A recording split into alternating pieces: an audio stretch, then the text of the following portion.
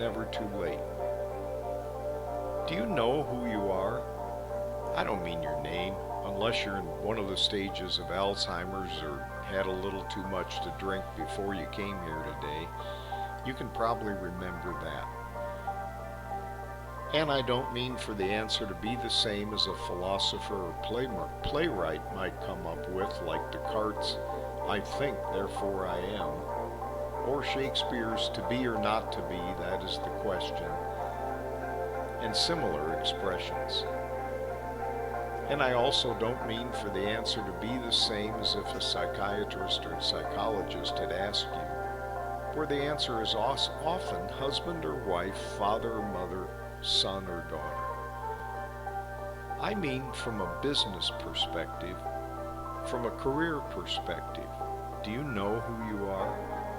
Not just your title, whether it's chef, concert pianist, custodial engineer, customer service representative, manager, director, vice president, or even CEO. But do you know who you think you are? How you project yourself? How you think others see you and how they really see you? If you're not able to answer these critical questions, you probably not only don't know who you are, but you are also most likely not where you thought you'd be in your career by now. Because if you don't know who you are, others, especially your managers who can promote you to a better position, are probably wondering the same thing. Who are you? What's next for you? Let me tell you a little about who I am and who I've been. Later, I'll tell you a story about an executive who forgot who he was, but was lucky enough to be reminded in time for him to put back the pieces of his faltering career. That story is called You Forgot Who You Are, and it's from my latest book, And Then There Were Stories, Lessons from a Lifetime of Leadership. The book is available on Amazon.com in both print and electronic Kindle versions. I started my career decades ago, right out of college, as a technical systems engineer working for IBM. I worked there for a while and then left to become a technical consultant working with development engineers. Later, I worked still technical with small to medium-sized enterprises developing and supporting their business IT applications. I know enough about myself, partially because I worked with other people who were really talented technically, to know that I was never going to invent anything like what Bill Gates did at Microsoft or Steve Jobs did at Apple. But I enjoyed the work for a long time and made a good living out of it.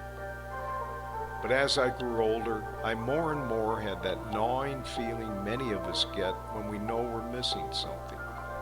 I was still fairly happy with my technical work, but I'd begun several forays into management, first as a technical leader and then as a project manager for technical development, which made me yearn for more leadership. I was always an avid reader, so to learn more during my transition into management and leadership, I changed my reading choices away from technical books and towards books on management and leadership. But what really helped propel me in my career was that I had the good fortune to work with some outstanding leaders, men and women who I respected and who respected me, so I was able to learn a lot about leadership from them. One of the suggestions they gave me was to develop some seminars. They said that everyone enjoyed my stories, which I've used most of my life to get across ideas to people, and that I should think about giving some seminars. I thought that was a great idea and had the chance to create and conduct a seminar workshop, How to Select and Install Information Technology, a Management Perspective, for the International Foundation of Employee Benefit Plans Automation Institute in Palm Springs, California in the U.S. That seminar, in addition to the fulfillment it gave me, also brought some new business helping organizations select and install information technology. and it helped to strengthen my decision to move away from technical consulting. Shortly afterwards, in the late 1990s, I took advantage of the turbulence in information technology because of the year 2000 crisis, sometimes referred to as Y2K, because K is a symbol used by computer people to mean approximately 1000. And I decided to complete my redefinition of who I was from technical to leadership. I decided to also change the nature of my business away from small to medium-sized enterprises and focus instead on large global corporations. I found the largest year 2000 Y2K engagement I could find in the U.S. with the Goodyear Tire and Rubber Company headquartered in Akron, Ohio. It was a huge contract, over 130 million US dollars, and I ran a major portion of it that included the largest plants throughout the United States. I followed this with a contract in Melbourne and Sydney, Australia that included a seminar I developed and presented titled How to Implement an E-Strategy that delivered real-life strategies and the pitfalls of E-strategy implementation for this organization whose members are contact center managers and team members. The seminar included web integration techniques and department organization strategies. I then had the good fortune to work with General Motors, mentoring their project managers in Singapore and Tokyo, Japan, as well as Detroit, Michigan in the U.S. I followed this with management of IT projects for Toyota Financial Systems in Torrance, California in the U.S., then Royal Dutch Shell in Houston, Texas, and American Honda Motor Company also in Torrance in the U.S. I was ready, I thought, to semi-retire, so with my wife, designed and built a vacation house in Tagaytay in the Philippines. It has since turned out to be more of a permanent and delightful place to live. I started to write a book and then returned to the U.S. for a while to help a client recover a mission-critical information technology project. After that brief hiatus, I finished writing and published the book and decided to continue my speaking and seminar leadership consulting. That's why I'm here today telling you stories. Well, that's who I've been, who I am now, and an abbreviated version of how I got to where I am now. I hope the stories help you as you take a hard look at your own career and how you intend to move forward. Here are some ideas for you that might help. First, write down who you think you are and make it in the form of what we consultants often call an elevator speech. That's a soundbite about who you are that you can give to someone in a short ride in an elevator. We consultants use it hoping to find some new business. You can use it to get recognized in your own organization, and it will certainly come in handy if you're looking around for a position in a new organization. Second, ask your colleagues to verify what you've written. You might be surprised to find out you project yourself to be very different from who you think you are. Third, now, write down who you want to be next. And finally, also write down a plan and timetable to become this next you. Now, before I finish, here's the story I promised you earlier. It's a story about one of my favorite clients, Ed. The story is titled You Forgot Who You Are, and it's taken from my book, And Then There Were Stories, Lessons from a Lifetime of Leadership, available on Amazon.com in print and electronic Kindle editions. Ed drove a huge Cadillac Eldorado convertible with a set of longhorns as a hood ornament and a horn that played "The Eyes of Texas Are Upon You" when he blew it. Instead of a coffee table in his office, he had a roulette wheel covered with glass, and he'd take off the glass and challenge his visitors to gamble with him, and he'd almost always win. He was short by U.S. standards, not quite 5 feet tall, about 1.5 meters, but he was one of those people that are truly larger than life. When I met Ed, he'd just moved to Southern California from Houston, Texas in the U.S. I was consulting for a mortgage company. It was in the mid-1980s in the U.S., and the industry was in trouble. Interest rates were shooting through the roof, and home values were plummeting throughout the country. The problem was to be repeated decades later, only in far greater proportions, and lead to a worldwide recession. Needless to say, it was difficult for them to get new business. In addition, large retail organizations had just started to offer mortgages through their retail outlets, and the small company I was working with was afraid that if they didn't do something soon, they'd be unable to continue in business. They looked into a variety of options and, in the end, decided it was best to acquire a real estate franchise which would provide them an automatic source of new customers.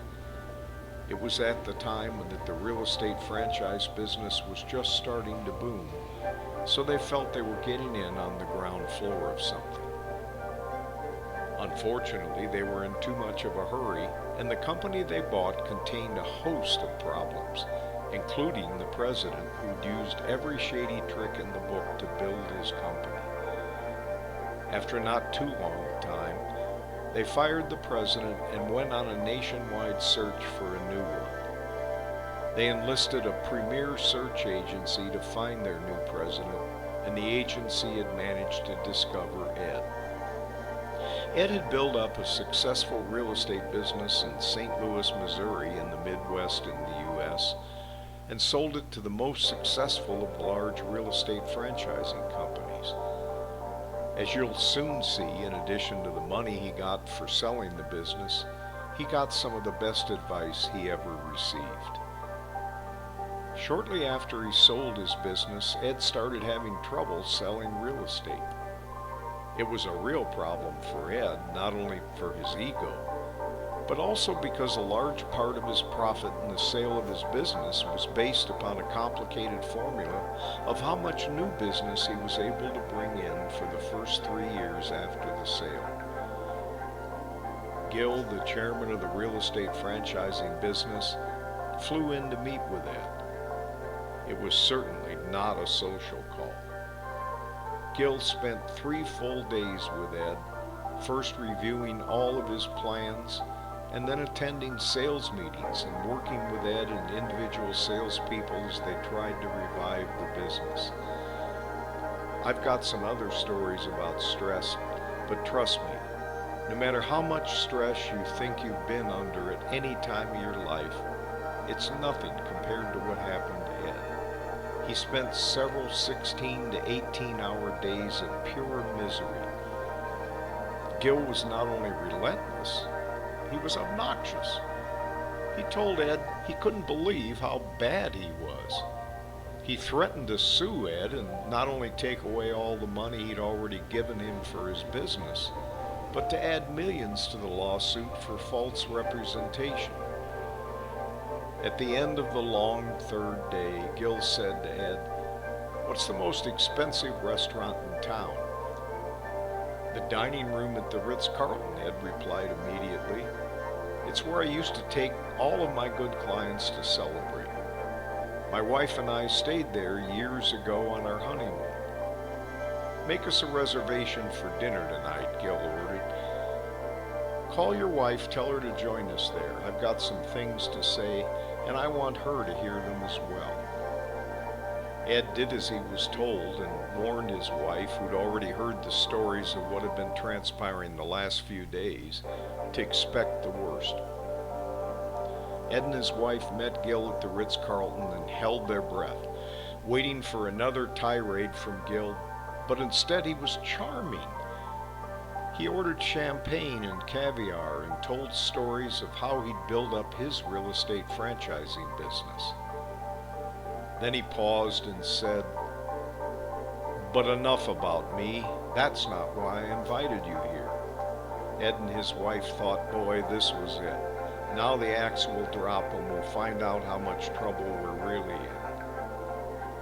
But instead, Gil said, Ed, you build up one of the most successful real estate businesses in the country. That's why I bought it. In the process, I'm sure you faced some unbelievably tough situations. What you're facing now is just another tough situation. What happened to you is you forgot who you are. So I booked the presidential suite here for you and your wife at my expense. Treat it like a second honeymoon. There's only one thing I want you to promise me. Reminisce together about how you built your business. Remember the tough times and how you were able to get around them. I don't want to see you for another 2 days, but when I do, I want the old Ed back. It worked. Ed never forgot it. I've used the advice myself as I face tough situations, and it's always worked for me. I'll bet it works for you too. Thanks for letting me spend some time with you and to share my stories. If I left you learning for more, send me an email at jrfall@yahoo.com and I'll send you some information about the Leadership Insight series, a collection of 5 seminars based upon my book, and then there were stories, lessons from a lifetime of leadership. The book is available on Amazon.com in print and electronic Kindle editions. One of the seminars, Leadership Myths and Musts, includes the stories behind the phrases, "You're trying to put your children through college, I'm trying to feed them. Everyone goes home at night fulfilled. You can't learn how to be taller." And the story I just told you about Ed, "You forgot who you are." The stories are interspersed with quotes from Dilbert, former President of the United States Bill Clinton, Mel Gibson as Lieutenant Colonel Hal Moore in the movie We Were Soldiers, U.S. billionaire investor Warren Buffett, and former Secretary General of the United States, Dag Hammarskjöld. The other seminars include What Can I Do? Leadership Lessons from Everyday Life, Leadership Lessons from Entrepreneurs, and The Pace of Leadership. Thanks again. I hope you enjoyed the stories and will not only learn some of the lessons yourself, but pass them on to your colleagues, because knowledge is one of the few things that increases when it's shared.